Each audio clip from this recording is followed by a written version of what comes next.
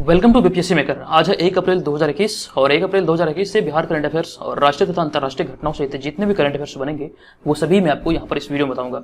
ये वीडियो आपके लिए बीपीएससी सहित Bihar SSC, Bihar SI, ESI, CDPO अन्य सभी परीक्षाओं के दृष्टिकोण से काफी ज्यादा महत्वपूर्ण है, जो खास करके बिहार में आयोजित होती है। अगर आप घर बैठे रहकर इन सभी परीक्षाओं की तैयारी में लगे हैं तो हमारे साथ बने रहें।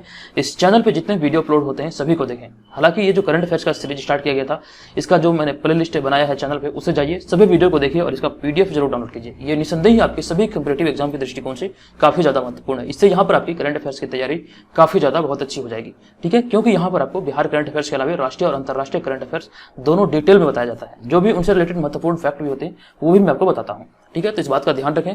अगर आप इन सभी परीक्षाओं की तैयारी में लगे हैं तो हमारे चैनल को जरूर सब्सक्राइब करें और यहाँ पे जितने भी वीडियो हैं सभी को देखें। ठीक है, तो यहाँ पर जो पिछले वीडियो में मैंने आपसे प्रश्न पूछा था कि हाल ही में 6 गेंदों पर 6 छक्का लगाने वाले दुनिया के 9वें बल्लेबाज कौन बने हैं, ये काफी अच्छा प्रश्न है और इसके बारे में मैंने आपको डिटेल में बताया था। तो इस प्रश्न का जो सही उत्तर होगा ये होगा थिसारा परेरा, जो कि श्रीलंका के ऑलराउंडर खिलाड़ी हैं। ये अभी हाल ही में ऐसा कारनामा करने वाले श्रीलंका के पहले तथा दुनिया के 9वें बल्लेबाज बने हैं। तो सही उत्तर था इस प्रश्न का ऑप्शन नंबर सी। तो लगभग सभी लोगों ने इसका सही उत्तर किया है, थिसारा परेरा। ठीक है, अगर आपने पिछले वाले वीडियो को नहीं देखा तो जाइए, वहां पर मैंने इसे डिटेल में बताया था। उसके बाद बढ़ते हैं यहाँ पर अगले प्रश्न के नहीं, पहले प्रश्न की ओर। यहाँ पर मैं आपको सभी प्रश्न बताऊंगा और इनसे रिलेटेड जो भी महत्वपूर्ण फैक्ट होगा उन्हें भी डिस्कस करूंगा, जो कि आपके एग्जाम के दृष्टिकोण से काफी ज्यादा महत्वपूर्ण होंगे। अभी हम यहाँ पे पहुंच चुके हैं अप्रैल माह में। अब यहाँ पर अप्रैल तक के जितने भी करंट अफेयर्स हैं उसका पीडीएफ का लिंक आपको यहाँ पर इस वीडियो के डिस्क्रिप्शन में दिया गया है। आप वहां पे जाइए, इसे डाउनलोड कीजिए। यहाँ पर आपको 2 लिंक मिलेगा। पहला लिंक जो होगा सिर्फ और सिर्फ बिहार करंट अफेयर्स का होगा, जिसमें आपको पिछले 3 माह के बिहार करंट अफेयर्स को शामिल किया गया है। और दूसरा जो लिंक होगा उसमें बिहार राष्ट्रीय और अंतर्राष्ट्रीय मतलब तीनों करंट अफेयर्स सम्मिलित रूप में होगा। तो दोनों लिंक से आप इसे डाउनलोड कर सकते हैं। ठीक है, तो जाइए और डाउनलोड कीजिए। अब यहाँ पर बढ़ते हैं पहले प्रश्न की ओर। यहाँ पर आपको पूरे वीडियो को देखना है और वीडियो के अंत में पूछे गए प्रश्न का आंसर आपको कमेंट बॉक्स में कमेंट करके देना है। ठीक है, तो वीडियो को शुरू करते हैं। पहला प्रश्न है कि हाल ही में राजधानी पटना के तर्ज पर बिहार के कितने शहरों में एलिवेटेड रोड बनाए जाने की घोषणा की गई है। बिहार की राजधानी पटना में यह कार्य पहले हुआ था और उसी की तर्ज पे यानी कि पटना के तर्ज पे बिहार के कितने शहरों में एलिवेटेड रोड बनाए जाने की घोषणा की गई है, ताकि जाम में मतलब जाम की समस्या उत्पन्न न हो। ये बात को ध्यान रखते हुए ऐसा किया गया। इसका जो सही उत्तर होगा ये होगा ऑप्शन नंबर बी, यानी कि 6 शहरों में एलिवेटेड रोड बनाए जाने की घोषणा की गई है। राजधानी पटना की तर्ज पर बिहार के अन्य शहरों में भी एलिवेटेड रोड बनाए जाएंगे, खासकर वैसे शहर जहां तक अभी जाम की समस्या अधिक हो रही है। विभाग ने पहले चरण में 6 शहरों जो कि भागलपुर, बेगूसराय, गोपालगंज, दरभंगा, मुजफ्फरपुर और गया की पहचान की है। तो ये 6 शहर है जहां पर एलिवेटेड रोड बनाए जाने के भी हाल ही में घोषणा की गई है। विभाग ने ये 6 शहरों को चुना है जहां पे जाम की समस्या काफी ज्यादा उत्पन्न होती है, तो इसी वजह से इन 6 शहरों को चुना गया है। तो ऑप्शन नंबर बी यहाँ पे इस प्रश्न का सही उत्तर होगा। अब यहाँ पे बात आई है बिहार की, तो बिहार से रिलेटेड जो भी महत्वपूर्ण फैक्ट है, हालांकि ये छोटे फैक्ट है लेकिन ये एग्जाम में आपके लिए काफी ज्यादा महत्वपूर्ण सिद्ध हो सकता है। आप ध्यान रखेंगे बिहार से रिलेटेड जो भी महत्वपूर्ण जानकारी है, ये बिहार में मैप की स्थिति है, बिहार की जो चौहद्दी है वो उसे भी आपको ध्यान रखना है, क्योंकि कई बार ये एग्जाम में पूछा जाता है। तो बिहार के उत्तर में है नेपाल, दक्षिण में है झारखंड, पूर्व में है पश्चिम बंगाल तथा पश्चिम में है उत्तर प्रदेश और छत्तीसगढ़। इतनी सारी महत्वपूर्ण इंफॉर्मेशन आपको बिहार से संबंधित याद रखना है। और इसके अलावा जो है बिहार की राजधानी है पटना, राज्यपाल अभी वर्तमान में है फागू चौहान, मुख्यमंत्री नीतीश कुमार, राजकीय पक्षी गौरैया, राजकीय पशु जो है बैल है, राजकीय वृक्ष है पीपल और राजकीय फूल जो है ये गेंदा है। जनसंख्या घनत्व तो बिहार की जो है 1106 वर्ग किलोमीटर है। क्षेत्रफल 94,163 वर्ग किलोमीटर, जबकि यहाँ पे राज्यभाषा जो है प्रथम राजभाषा हिंदी और द्वितीय राजभाषा जो है ये है उर्दू।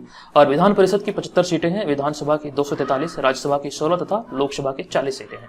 इतनी सारी महत्वपूर्ण इंफॉर्मेशन आप ध्यान रखिए। और यहाँ पर ये बिहार का राज्य के चिन्ह है, यानी कि 2 स्वास्तिक के बीच में ये बौद्धि वृक्ष बिहार का राज्य के चिन्ह है।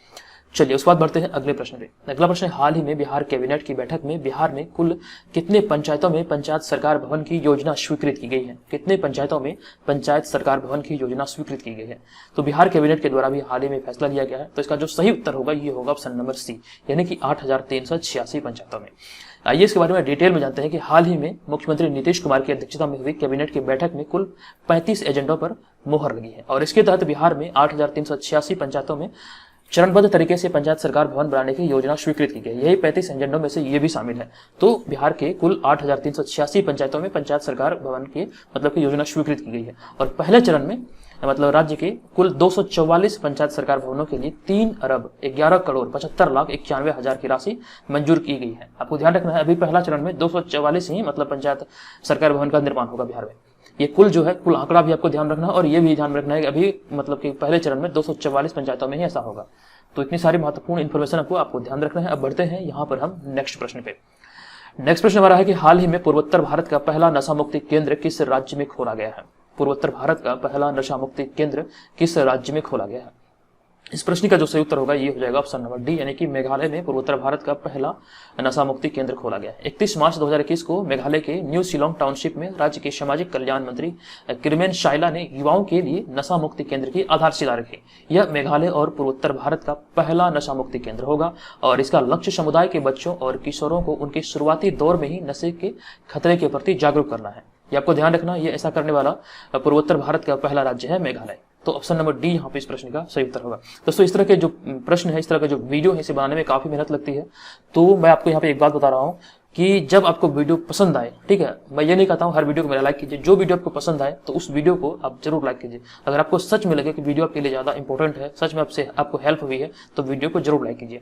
पिछले वीडियो में जो मैंने आपको टारगेट दिया था 250 लाइक का, तो आपने उसे मतलब कि 250 नहीं बल्कि 300 से भी ज्यादा लाइक अपने वीडियो को किए हैं। तो इस वीडियो में मैं आपको टारगेट दे रहा हूँ 250 लाइक का। तो मुझे 250 लाइक इस वीडियो में हर हाल में चाहिए, क्योंकि देखिए जब आप लाइक करते हैं तो वीडियो को यूट्यूब और भी व्यूअर्स के बाद रिकमेंड करती है, ताकि और भी मतलब हमारे लिए अच्छा होता है कि और भी व्यू हो जाता है। तो इससे क्या होता है, हमारा मोटिवेशन बढ़ता है और भी ज्यादा वर्क करने का मन करता है। तो इसलिए मैं आपसे गुजारिश करता हूं, अगर आपको वीडियो पसंद आए तो वीडियो को लाइक जरूर कीजिए, ठीक है।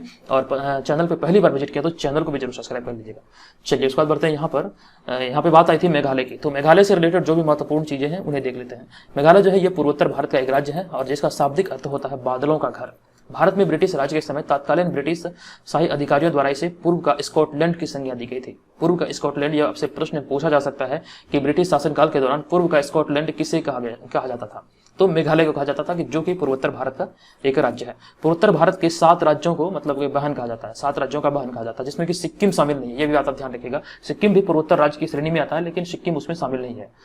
तो अब बढ़ते हैं आगे। यहाँ पर लिखी गई है कि मेघालय पहले असम राज्य का ही भाग था, जो कि 21 जनवरी 1972 को असम के खासी, गारो और जैंतिया पर्वतीय जिलों को काटकर नए राज्य मेघालय अस्तित्व में लाया गया था। यहाँ की आधिकारिक जो भाषा है ये अंग्रेजी है। इसके अलावा मुख्यतः बोली जाने वाली जो भाषा है उसमें खासी, गारो, पनार, ब्याट, हजोंग एवं बांग्ला और आंशिक रूप में हिंदी भी बोली जाती है, ये ध्यान रखना आपको। और मेघालय की जो राजधानी है शिलोंग है, जो कि राज्य का सबसे बड़ा शहर है। राज्यपाल अभी वर्तमान में सत्यपाल मलिक और मुख्यमंत्री अभी है यहाँ के चीफ मिनिस्टर कॉनराड संगमा। तो इतनी सारी महत्वपूर्ण इन्फॉर्मेशन आपको मेघालय से याद रखनी है। उसके बाद यहाँ पे बढ़ते हैं अगले प्रश्न की ओर, लेकिन उससे पहले मैं आपको एक इन्फॉर्मेशन दे दूं कि ये जो मतलब कि आप करंट अफेयर्स का जो सीरीज देखते हैं, यहाँ पर आपको नेशनल, इंटरनेशनल, तब बिहार, ये तीनों सेक्शन से आपको करंट अफेयर्स प्रोवाइड किया जाता है। तो यहाँ पर आप लोगों के डिमांड पे बिहार करंट अफेयर्स का एक मतलब अलग से श्रृंखला आएगा महीने का, मतलब कि 1 जनवरी से लेकर के 31 मार्च तक का, मतलब 3 महीने का सिर्फ और सिर्फ बिहार करंट अफेयर्स का वीडियो जल्द ही चैनल पे अपलोड होने वाला है। तो आप लोग आज देखिएगा, आज शाम तक या फिर कल सुबह तक ये चैनल पे अपलोड हो जाएगा, ठीक है, जिसमें कि आपको प्रीवियस 3 मंथ के सिर्फ और सिर्फ बिहार करंट अफेयर्स होंगे, पूरे डिटेल में आपको बताऊंगा। तो आप उस वीडियो को जरूर देख लीजिएगा, ठीक है। तो यहाँ पर चौथा प्रश्न है कि भारतीय रेलवे ने यात्रा के दौरान कब से कब तक चार्जिंग पॉइंट स्विच ऑफ करने की घोषणा की है? अभी हाल ही में एक घटना घटा था, उसके बाद ही ये निर्णय लिया गया है। तो भारतीय रेलवे ने यात्रा के दौरान कब से कब तक चार्जिंग पॉइंट, जो मतलब कि देखिए यात्रा के दौरान जो मतलब देखे होंगे अपने सीट के बगल में एक चार्जिंग पॉइंट होता है, तो उसे मतलब कि ऑफ रखने का निर्णय लिया गया है। ये समय कब से कब तक का है? तो इसका जो सही उत्तर होगा ये हो जाएगा ऑप्शन नंबर बी, यानी कि 11 बजे रात से 5 बजे सुबह तक इसे बंद करने का निर्णय लिया गया है। आइए इसके बारे में डिटेल में जानते हैं कि भारतीय रेलवे ने यात्रियों के रात में सफर के दौरान मिलने वाली एक खास सुविधा के नियम में एक बड़ा बदलाव किया है। रेल यात्री अब रात के समय यात्रा के दौरान अपना मोबाइल फोन या फिर लैपटॉप चार्ज नहीं कर पाएंगे। अब रात 11 बजे से सुबह 5 बजे तक चार्जिंग पॉइंट जो होगा वो स्विच ऑफ रहेगा और इस दौरान यात्री उनका इस्तेमाल बिल्कुल भी नहीं कर सकेंगे। अभी मैंने जिस मतलब घटना का जिक्र किया था उसके बारे में आपको बता दूं कि हाल ही में 13 मार्च को दिल्ली देहरादून शताब्दी एक्सप्रेस में आग लग गई थी और आग जो है एक कोच से शुरू होते हुए देखते देखते 7 कोच में फैल गई थी। हालांकि इस हादसे में किसी भी यात्री को कोई नुकसान नहीं हुआ था और इस घटना से सबक लेते हुए रेलवे द्वारा यह फैसला किया गया है कि रात के 11 बजे से सुबह के 5 बजे तक मतलब जो चार्जिंग पॉइंट है उसे ऑफ किए जाने का घोषणा किया गया है। तो इसका जो सही उत्तर होगा ये होगा ऑप्शन नंबर बी। तो इतनी सारी महत्वपूर्ण इन्फॉर्मेशन आपको ध्यान रखना है। अब यहाँ पे मैं आपको प्रश्न पूछ रहा हूँ, अभी बताइए कि वर्तमान में भारत का रेल मंत्री कौन है? ठीक है, अगर आपको पता है तो कमेंट बॉक्स में कमेंट करके बताइए। तो वीडियो में आगे बढ़ने से पहले मैं आपको बता दूं कि अगर आप घर बैठे 67वीं बीपीएससी प्रारंभिक परीक्षा या फिर बीपीएससी सीडीपीओ दोनों की तैयारी में लगे हैं तो हमारे इस टेस्ट सीरीज के जो पेड ग्रुप है उसे ज्वाइन कीजिए। इससे आपकी तैयारी काफी ज्यादा अच्छी हो जाएगी। यहाँ पर 399 नहीं बल्कि 301 रुपये आपको पेमेंट करना होगा। ये आज तक मतलब ये लास्ट है आज दिन, यानी कि 1 अप्रैल तक के लिए ऑफर निकाला गया था होली के शुभ अवसर पर।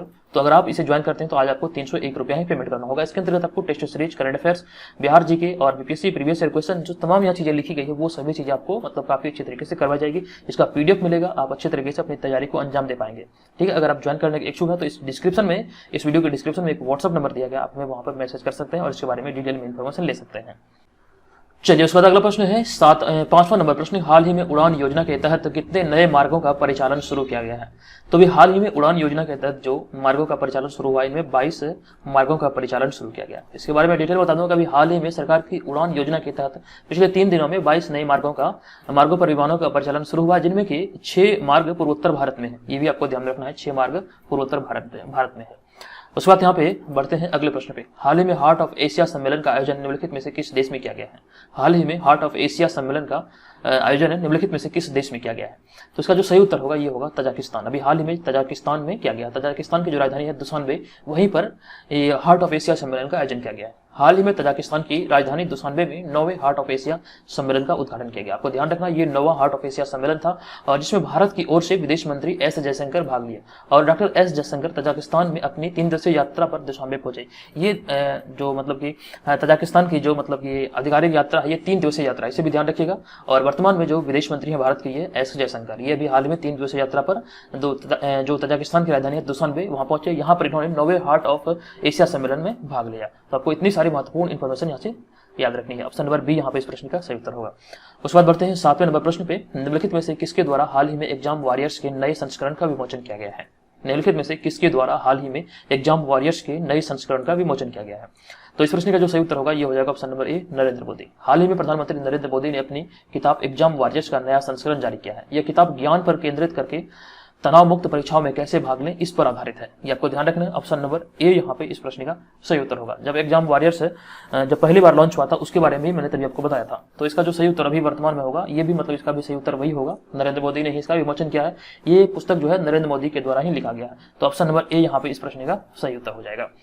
उसके बाद बढ़ते हैं, यहाँ पर बात करेंगे नरेंद्र मोदी की। नरेंद्र मोदी का यहाँ पे चर्चा हुआ तो नरेंद्र मोदी का जो पूरा नाम है ये है नरेंद्र दामोदर दास मोदी। इनका जन्म जो हुआ था ये 17 सितंबर 1950 को हुआ था।